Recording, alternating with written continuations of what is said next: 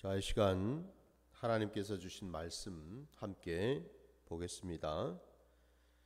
신명기 25장 1절로 3절까지입니다. 하나님의 말씀 신명기 25장 1절로 3절입니다. 사람들 사이에 시비가 생겨 재판을 청하면 재판장은 그들을 재판하여 의인은 의롭다 하고 악인은 정죄할 것이며 악인에게 태형이 합당하면 재판장은 그를 엎드리게 하고 그 앞에서 그의 죄에 따라 수를 맞추어 때리게 하라. 40가지는 때리려니와 그것을 넘기지는 못할지니 만일 그것을 넘겨 매를 지나치게 때리면 내가 내 형제를 경히 여기는 것이 될까 하노라. 아멘. 자, 오늘 우리에게 주신 말씀을 가지고 하나님의 공의라는 제목으로 말씀을 증거하고자 합니다. 오늘 말씀 1절에서 3절까지 말씀 가운데 계속 반복해서 나오는 말씀이 바로 이 재판이라는 단어이지요. 사람들 사이에 시비가 생겨 재판을 청하면이라고 되어 있습니다. 그러니까 재판을 왜 하는가? 재판이 왜 필요한가? 라고 할 때에 사람들 사이에 시시비비를 가려야 될 때가 있더라 이 말이죠. 무엇이 누가 옳고 누가 그른지를 정확하게 판단을 해야 될 때가 있더라 이 말입니다. 여기서 먼저 우리가 깨달아야 될 것은 뭐겠습니까, 여러분? 이 세상의 모든 인생들은 그 삶의 자리가 다 연약하다라는 것이겠죠. 아무리 사람이 잘난 척하고 똑똑한 척을 한다 하더라도 여러분, 모두가 같은 마음, 같은 생각, 같은 상황, 같은 처지는 아니다라는 거거든요. 반드시 시시비비가 생길 수가 있다라는 사실입니다. 상황에 따라서, 형편에 따라서 어떤 문제가 발생할 때에 누가 옳고 누가 그른지에 대한 판단을 내릴 때가 필요하다라는 거죠. 그만큼 사람은 여러분 연약한 존재다라는 것을 우리가 먼저 깨달아야 될 줄 믿습니다. 그러니까 다시 말씀드리면은 여러분 시시비비를 가릴 때에 항상 내가 옳다고만은 주장할 수는 없겠죠, 그죠? 그러니까 다시 말씀드리면 뭐예요? 내가 옳을 때도 있겠지만 때로는 틀릴 때도 있다라는 것이 전제가 된다라는 사실입니다. 항상 나는 피해자이고 상대방은 가해자다. 그런 법은 없다라는 거예요. 항상 상대적이라는 겁니다. 내가 피해자일 때도 있겠지만 때로는 내가 가해자일 수도 있다라는 사실이거든요. 그 반대도 마찬가지겠지요. 그래서 여러분 이 재판이라는 이 말 앞에서 우리가 첫 번째로 가져야 될 생각은 뭔가? 사람은 연약하기 때문에 항상 우리는 하나님을 경외해야 한다라는 사실입니다. 다시 말씀드리면 오늘 본문에 보면은 재판장이 나오기도 하지만 여러분 사람인 재판장보다도 원래 재판의 주인은 누구신가? 하나님이시다라는 사실입니다, 여러분. 왜? 하나님께서 태초에 사람을 지으시지 않으셨습니까? 누구보다도 하나님은 사람을 가장 잘 아신다라는 사실이죠. 사람의 마음을 성경 말씀에도 보니까 여러분 청길 물속과 같다라고 표현하고 있더라고요. 무슨 얘기입니까? 청길 물속처럼 사람의 마음은 참 헤아리기가 힘들다라는 말이죠, 그죠? 그 마음이 얼마나 여러분 조석으로 변하고 마음이 이리저리 휘둘리는지, 언제는 이랬다가 또 언제는 저랬다가 갈피를 잡을 수 없을 만큼 사람의 마음은 청길 물속처럼 그럴 수 있지만은, 그렇다고 해서 여러분 하나님께서 그 마음을 모르실까?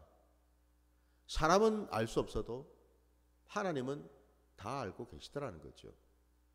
그래서 하나님이 모든 인생의 진정한 재판장이 되신다라는 겁니다, 여러분.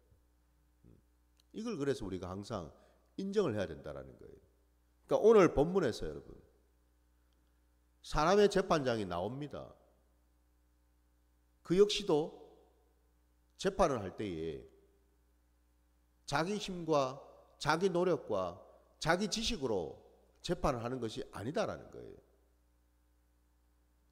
재판을 담당하는 재판장조차도 먼저는 전제돼야 될 것이 뭐예요? 재판을 하는 나 위에 나를 재판하는 하나님이 계시다라는 사실을 명심해야 된다라는 사실이죠, 여러분.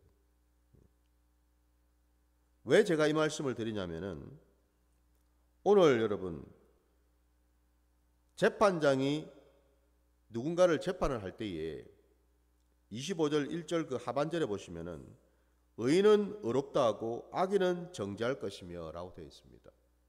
무슨 얘기입니까? 시시비비를 가릴 때에 편견이나 사심을 두지 말고 공정하게 하라는 것 아닙니까, 여러분? 재판을 할 때에 내 마음이 한쪽으로 기울어져서 누군가의 편을 들고 재판을 한다고 생각해 보십시오. 당연히 그 재판이 공정하지 못하겠죠. 기울어질 수밖에 없어요. 이미 내 마음이 한쪽으로 기울었기 때문에. 그러면은 악인은 봐주고 의인은 벌을 준다고 여러분 생각해 보십시오. 어떻게 된 겁니까? 이거는 공정한 재판이라 할 수 없죠, 그죠? 이게 바로 불의한 재판이 되고 불법한 재판이 될 수밖에 없잖아요. 여러분, 우리 말씀을 한번 찾아보겠습니다. 우리 전도서 3장 여러분 16절을 한번 가볼게요. 전도서 3장 16절입니다.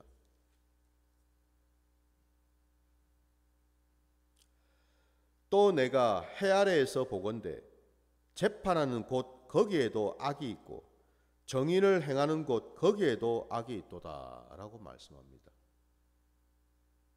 해 아래에서 무슨 얘기입니까? 모든 인생들이 살아가는 그 곳마다 예외 없이 놀랍게도 재판을 한다라고 하는 그곳에도 악이 있고 정의를 행한다고 하는 그곳에도 악이 있더라 하고 되어 있습니다, 여러분.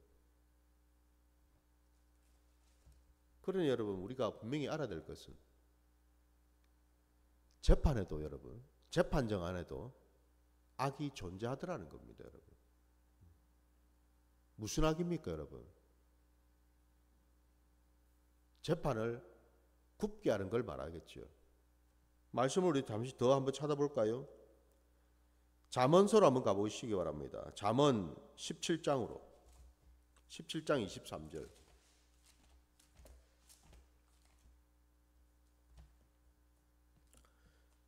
잠언입니다. 17장 23절 말씀. 악인은 사람의 품에서 뇌물을 받고 재판을 굽게 하느니라 말씀합니다. 재판을 하는 사람이 뇌물을 받고서 재판을 굽게 하는 것, 이게 바로 악이더라 이 말입니다, 여러분. 사람의 낯을 보고서 아, 저 사람은 나랑 상관이 있는 사람, 저 사람은 나와 아무 관계 없는 사람. 저 사람은 내게 도움이 될 사람. 저 사람은 내게 아무것도 해줄 수 없는 사람.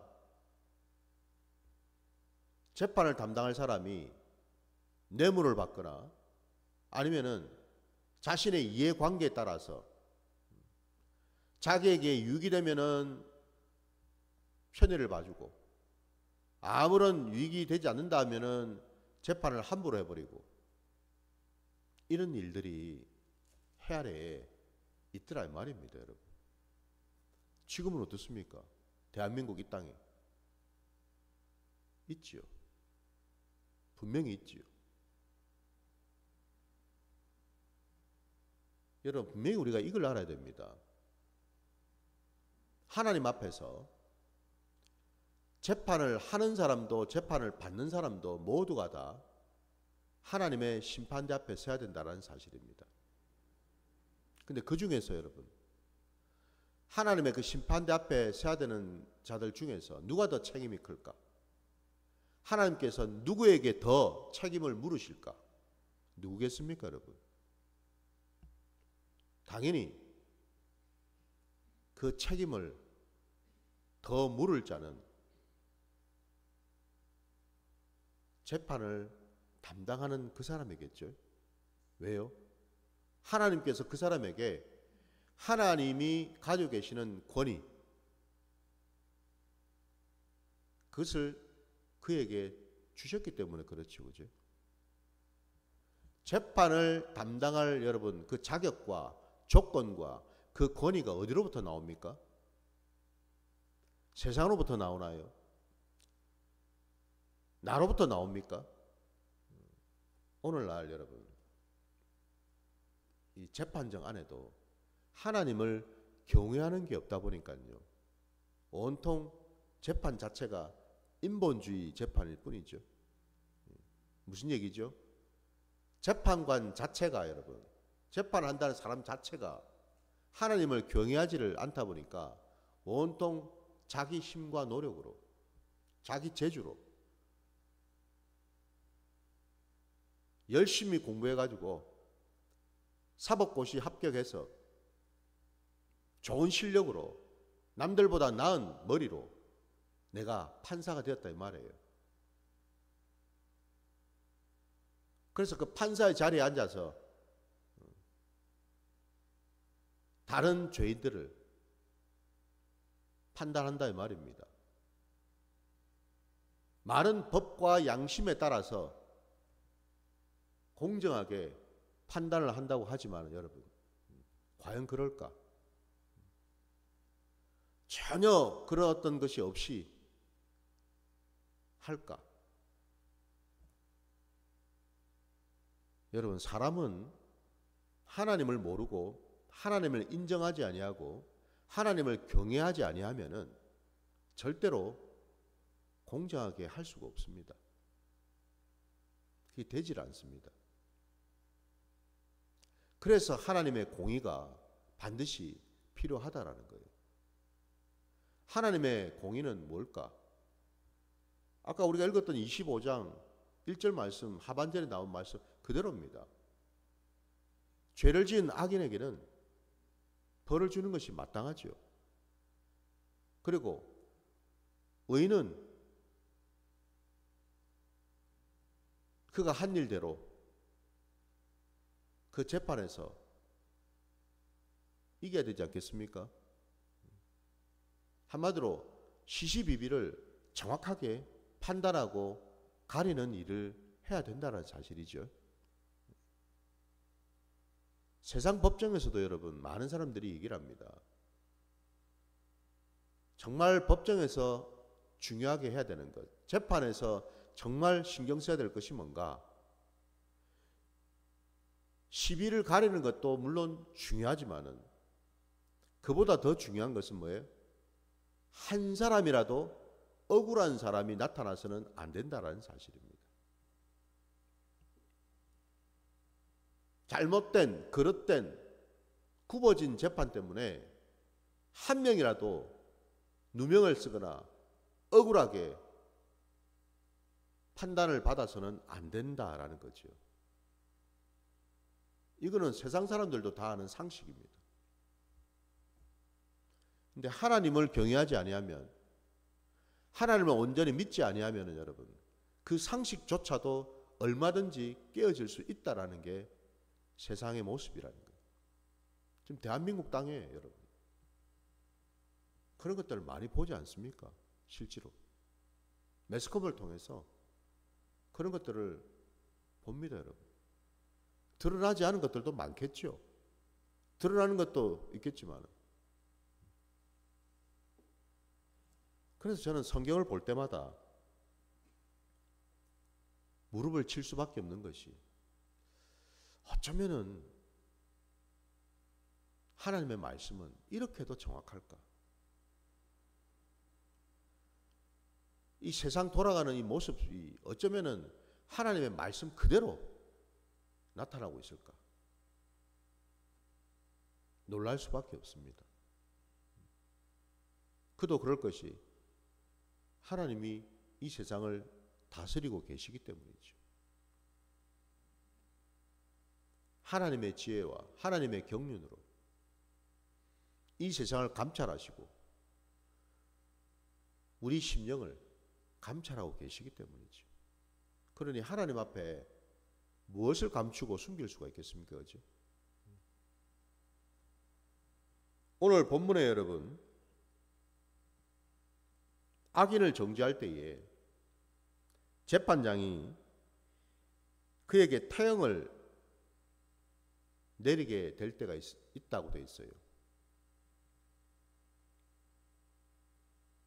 그런데 그 태형을 내릴 때에 그 죄에 따라서 수를 맞추어 때리게 하라라고 되어 있고, 더 나아가서는 40까지는 때리려니와 라고 되어 있습니다. 그 가이드라인이 정확하게 제시되어 있어요. 태형을 치되 40까지. 왜 하나님께서 이렇게 가이드라인을 제시해 놓으셨는가? 그 뒤에 보니까 그것을 넘기지는 못할지니 만일 그것을 넘겨 매를 지나치게 때리면 내가 내 형제를 경히 여기는 것이 될까 하노라. 내 형제를 경히 여긴다. 이게 뭘 의미할까요? 두 가지 의미가 있어요. 첫째는 내가 재판장이고 저 사람은 죄인이니까 재판하는 내 입장에서 내 권한으로, 내 권위로 얼마든지 저 사람을 함부로 할 수 있다라는 그런 생각. 내가 저 사람보다 낫다라고 하는 생각. 왜? 나는 재판하는 입장이니까. 나는 의인이니까. 근데 당사자는 저 앞에 있는 벌을 받아야 될 저 사람은 죄인이니까. 그리고 나는 법대에 앉아서 내려다보면서 판단을 해야 되는 위치에 있으니까 내가 저 죄인보다 내 판단을 받아야 될 저 사람보다 훨씬 낫다라고 하는 생각. 교만이죠, 그죠? 첫째는 사람에 대한 교만입니다. 둘째는 40에 더한 매를 때린다. 생명이 위태로울 수도 있다는 사실입니다. 벌을 가하는 것이 그 사람을 죽이기 위함이 아니다라는 거죠. 하나님께서 여러분 이스라엘 백성들에게 때로는 징계를 하셔요. 그러나 하나님의 마음은, 하나님의 본심은 뭘까? 성경 여러분 우리가 곳곳을 보더라도요, 하나님은 이스라엘 백성들의 불순종과 패역과 그 음행에 대해서 철저하게 심판하십니다. 징계를 내리셔요. 그러나 그럼에도 불구하고 또 하나님은 그들을 긍휼히 여기십니다. 그들을 사랑하십니다. 그들이 다시 하나님께 돌아오기를 원하십니다. 무슨 얘기죠? 하나님의 공의 안에는 여러분 반드시 사랑이 있다라는 겁니다. 그러니까 다시 말씀드리면 하나님의 공의의 궁극적인 지점이 어디일까? 핵심이 뭘까? 하나님의 공의의 핵심은 다름이 아니라 여러분 생명을 살리는 데 있다라는 사실입니다. 그러니까 우리 생각에는 하나님의 공의, 하나님의 심판 그러면 그냥 하나님이 그냥 진노하셔가지고 매를 드시고 막 죽을 때까지 그냥 때리시고 그냥 불을 내시는 그런 하나님, 그게 아니고 여러분 하나님의 공의의 핵심은 생명을 살리는 데 있다라는 거예요. 살기를 원하시는 하나님이시다 이 말입니다. 여러분 아무리 여러분 죽어 마땅한 죄인도 죽기보다는 그가 돌이켜서 회개하여 하나님 앞으로 다시 돌아오기를 하나님은 원하시는 분이시다라는 사실이죠. 하나님은 생명을 주신 분이시고 뿐만 아니라 범죄한 죄인에게조차도 그 죄에 대한 대가는 치르게 하실지 몰라도 그 죄로 말미암아 완전히 죽는 것보다는 돌이켜서 살아나기를 원하신다라는 겁니다. 여러분 한번 생각해 보십시오. 하나님께서 정말 이스라엘 백성들이 그 죄 때문에 죽어 마땅한 것이라 생각하시고 죽이기로 작정하신다면 뭐 하려고 하나님은 그렇게 많은 선지자들을 백성들에게 보내셨겠어요. 심지어는 이 땅 가운데 당신의 독생자 아들 예수 그리스도까지 보내셨겠냐고요. 보내실 이유가 없죠. 그죠? 아니 여러분 우리가 아는 대로 소돔과 고모라 땅을 한번 생각해 보세요.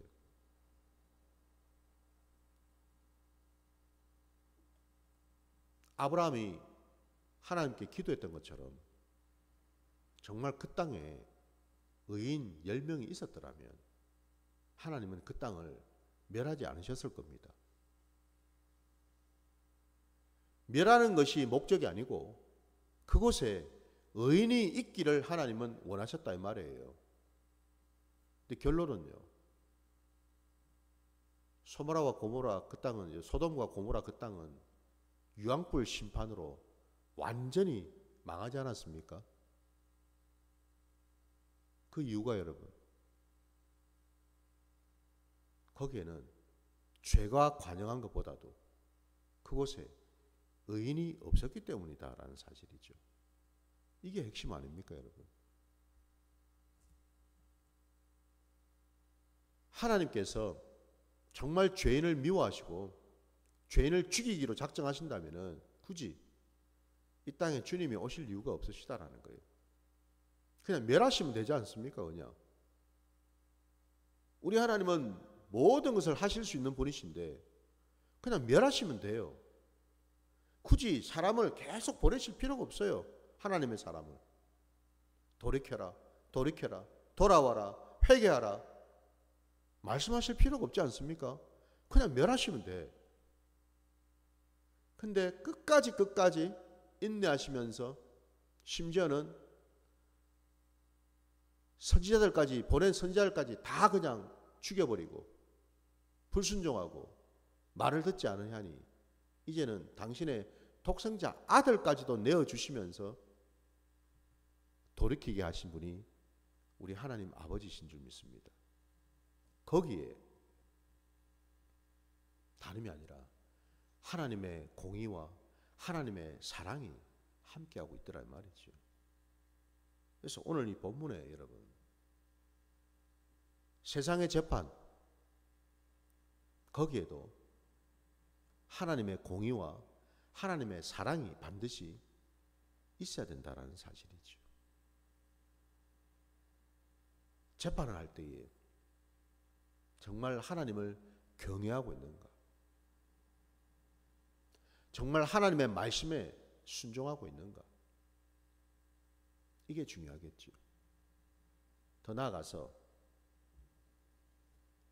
어차피 여러분 세상은 악합니다. 전도서 말씀처럼 여러분 해 아래에 악하지 않은 곳이 없어요. 명색이 겉으로는 정의를 쫓고 정의를 주장하고 내세울 만한 그곳조차도 뭐라고 말씀합니까? 거기에도 악이 있더라고 말씀합니다, 여러분. 그럼 어딘들 악이 없는 곳이 있겠습니까, 여러분? 재판하는 거기에도 악이 있다고 말씀하시는데 어딘들 여러분 악이 존재하지 않는 곳이 있겠어요? 악이 늘 존재하고 있다는 사실이죠. 그렇다면 어떻게 해야 될까? 우리가 할 건 하나뿐이죠. 하나님 말씀 앞에 늘 붙들려 있을 수밖에 없다는 사실이에요. 늘 하나님을 경외하며 하나님의 그 말씀을 적용해야 된다는 사실이겠죠. 그렇지 않으면은 여러분 생각해 보셔요. 정의를 외치고 정의롭게 행해져야 된다는 그 재판정에서조차도 악이 있는데 이 세상은 더 말할 필요가 없겠죠. 다른 곳은 더 말할 필요가 없겠죠. 그죠? 깨끗한 곳이 어디가 있습니까, 여러분? 그렇게 따지니. 교회가 깨끗한가요, 여러분? 뭘 깨끗합니까, 여러분? 내 심령이 더러운데. 교회를 다니고 있는 교인들의 심령 자체 안에 더러운 것이 아직도 남아있는데 뭘 깨끗한 게 있어요, 여러분? 십자가만 걸어놓으면 깨끗합니까, 여러분? 교회에서 뭐 찬송만 부르면 깨끗한가요? 아니라는 겁니다, 여러분. 그곳에 드나들고 있는 심령들의 상태가 더러운데 여러분 어떻게 깨끗할 수가 있습니까?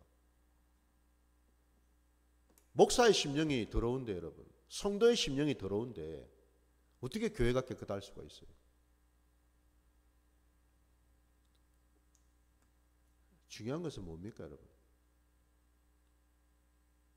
더럽고 악한 것이 있는지를 깨닫는 게 중요하죠. 깨닫지도 못하면 여러분 회개할 수도 없지 않습니까? 돌이킬 수도 없죠, 그죠? 깨달아야죠. 우리가 얼마나 추하고 더러운 존재인지를.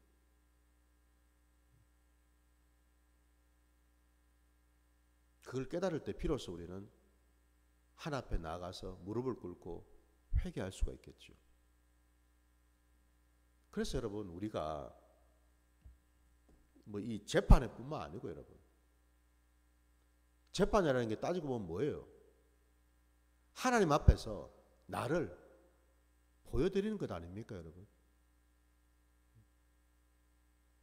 과연 여러분 하나님 앞에 고개를 빳빳하게 들고 나는 의인입니다. 나는 죄가 없습니다. 나는 상 받을 일밖에 없습니다라고 당당하게 얘기할 인생이 있습니까? 없지 않습니까, 여러분? 적어도 우리 양심이 살아있다면.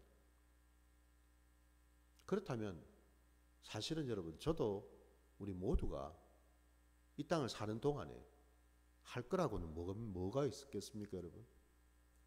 늘 하나님 앞에 나가서 회개하는 것밖에 없다 이 말입니다, 여러분. 오늘 이 말씀을 우리가 마무리합니다. 재판이라는 말씀이 있으니 그냥 이건 단순히 재판정에서 뭐 법원에서 재판하는 사람들이 들어야 될 말씀이구나 이게 아니다라는 거예요. 우리 모두는 다 하나님 앞에서 판단을 받아야 될 자들이지 우리가 판단을 할 자들이 아니다라는 사실입니다. 중요한 것은 하나님의 판단이고 하나님의 선택이겠죠. 바로 그 하나님의 뜻 앞에서 우리가 해야 될 것은 날마다 회개의 자리로 나가는 것 뿐이다라는 사실을 기억하시기 바랍니다. 그럴 때에 우리는 하나님의 사랑 안에 거할 수 있고 하나님의 그 국률 안에 거할 수 있다라는 사실이지요. 부디 저도 여러분도 늘 이 사실을 깨달아서 하나님 앞에 나아가 하나님께 나를 올려드리고 회개하는 그런 복된 시간을 가지시기를 주의 이름으로 축원합니다. 자, 오늘 말씀 여기까지 드리고 주님 가르치신 기도로 예배를 마치겠습니다. 하늘에 계신 우리 아버지여, 이름이 거룩히 여김을 받으시오며 나라가 임하시오며 뜻이 하늘에서 이루어진 것 같이 땅에서도 이루어지이다. 오늘 우리에게 일용할 양식을 주시옵고 우리가 우리에게 죄 지은 자를 사하여 준 것 같이 우리 죄를 사하여 주시옵고 우리를 시험에 들게 하지 마시옵고 다만 악에서 구하시옵소서. 나라와 권세와 영광이 아버지께 영원히 있사옵나이다. 아멘.